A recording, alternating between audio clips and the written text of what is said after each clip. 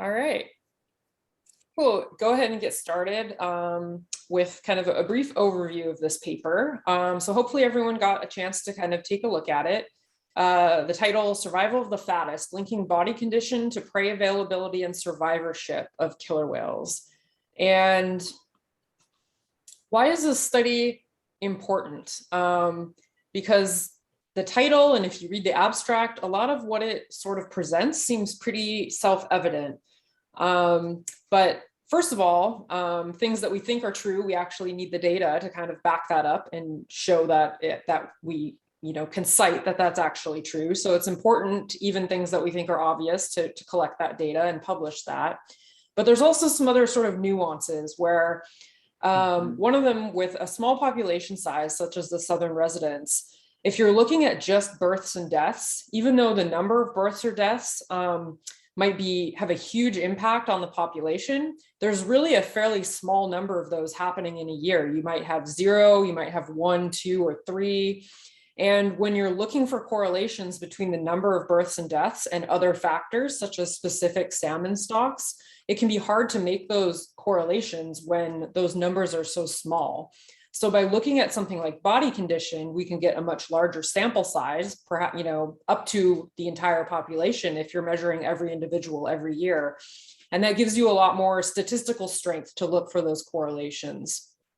An important reason to look at body condition as well, instead of just births and deaths, is that it opens up the possibility for management intervention before whales are actually lost from the population. So if we know that whales are in poor body condition, and that if you're in poor body condition, you're more likely to die, or that a lot of whales are pregnant and that they need that nutritional support to be able to carry a pregnancy to term, we can use that data to argue for management actions in season that will help make sure that there's more of the key salmon available to the whales when they need it the most.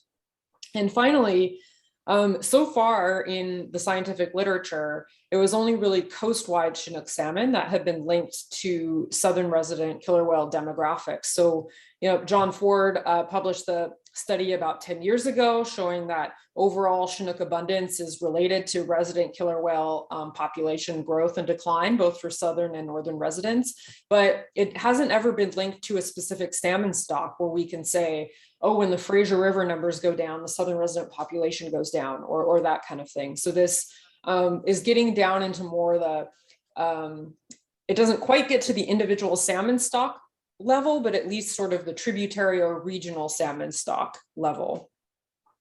So in a very small nutshell, what they did, the first step was collecting the whale data. And many of you may be used to the photogrammetry studies where they're imaging the whales from above and can measure, take different measurements on the whale to get some assessments of body condition. And they took images of as many southern residents as they could in 7 Septembers across 12 years.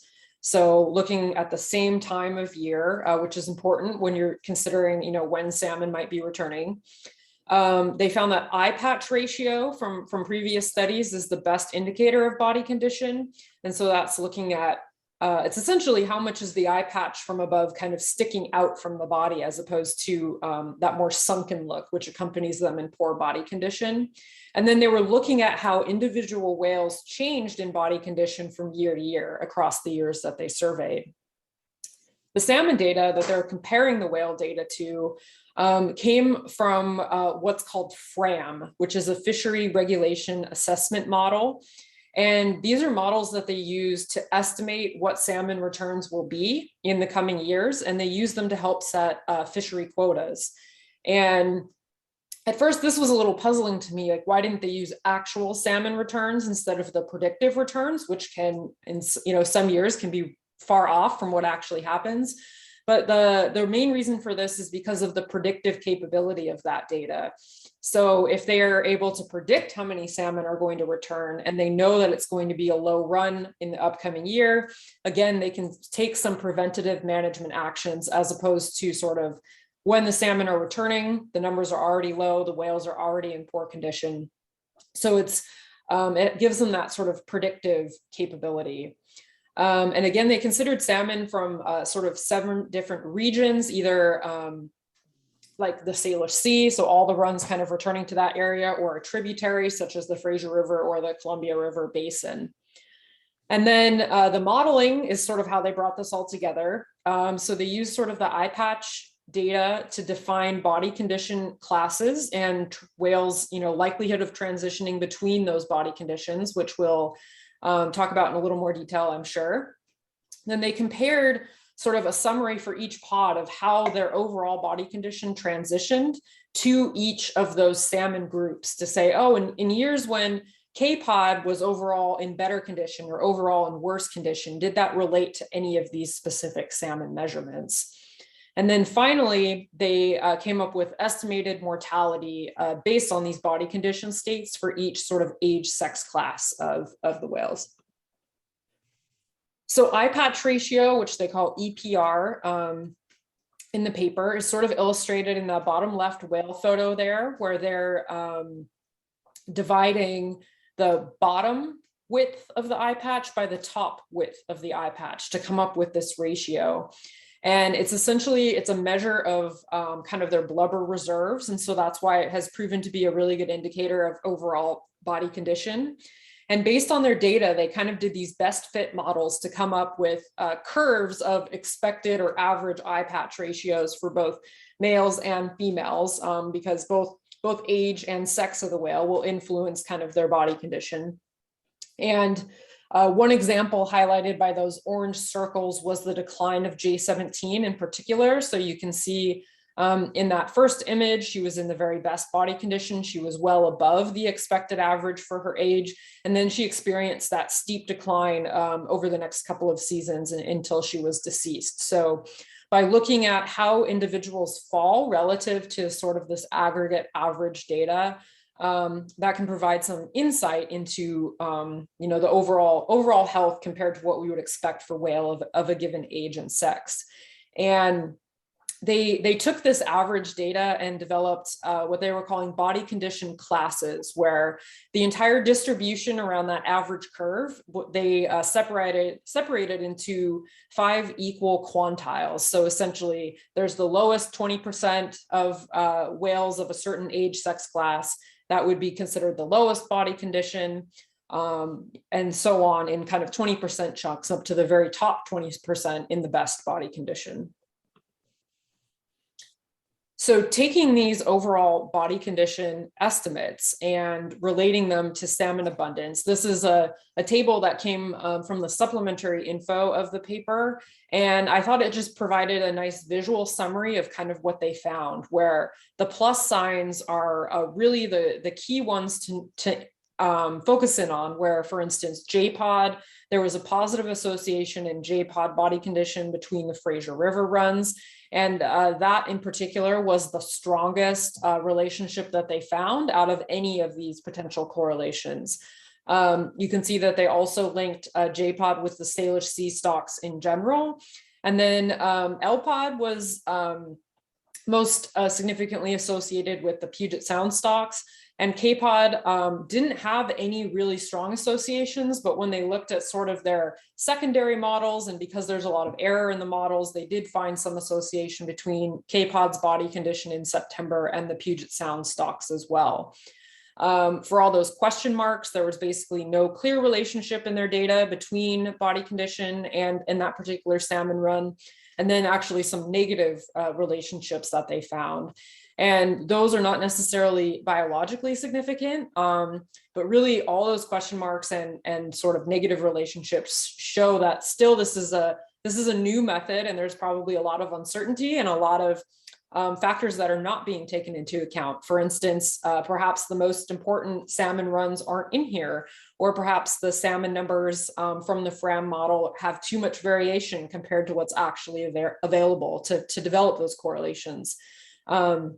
Because even though sort of 12 years of data sounds like a lot, it's still, when we're talking about long-lived whales and dynamic fish runs that are vary so much from season to season, it's really still a fairly small snapshot.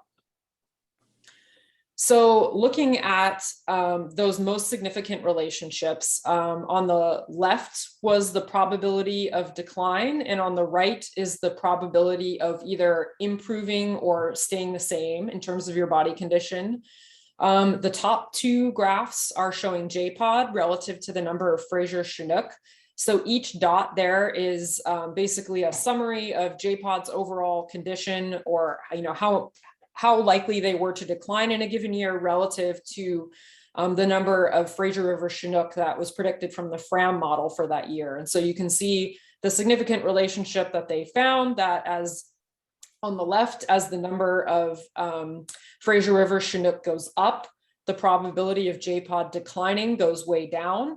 And similarly, as the number of Fraser Chinook goes up, the probability of JPOD either staying the same or improving in body condition for the month of September goes up. And then on the bottom is the same thing with LPOD, just with the Puget Sound Chinook aggregate numbers. And you can see the same sort of trends are there, where their probability of decline goes down when the salmon numbers go up, and the probability of improving in condition or staying stable goes up when the salmon numbers go up. But there's a lot of variability there, which is what those shaded areas mean. So there's a lot of uncertainty in the models still. JPOD with sort of that tighter colored bar indicates that that's a stronger relationship than what they found for LPOD, but still a significant trend. And what this can really potentially translate to in terms of real world change for these whales, we obviously know that Fraser River Chinook are important to the southern residents, and especially to JPOD, who's traditionally spent the most time here.